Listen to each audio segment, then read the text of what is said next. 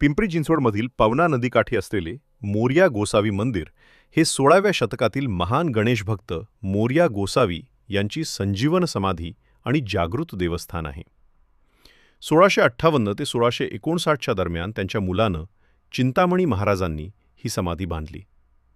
हे ठिकाण गणपती बाप्पा मोरया या जयघोषाचे उगमस्थान मानले जाते आणि दगडी बांधकामाचे एक ऐतिहासिक वास्तू आहे. मोरया गोसावी हे गणपतीचे अत्यंत निष्ठावान भक्त होते. ते पुण्याजवळील मोरगावच्या मयुरेश्वराचे उपासक होते. मान्यतांनुसार वृद्धापकाळात त्यांना दररोज मोरगावला जाणे कठीण झाल्यामुळे गणपतीने त्यांना चिंचवड येथे राहण्याचे स्वप्नात सांगितले, जिथे त्यांनी पवना नदीकाठी वास्तव्य केले.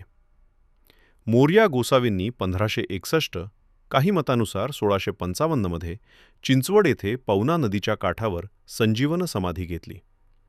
त्यांच्या समाधीनंतर त्यांचे सुपुत्र चिंतामणी महाराज यांनी त्या समाधीवर गणेश मूर्तीची स्थापना करून मंदिर उभारले. या मंदिराचे बांधकाम 27 ऑक्टोबर 1658 ते 13 जून 1659 या काळात पूर्ण झाले.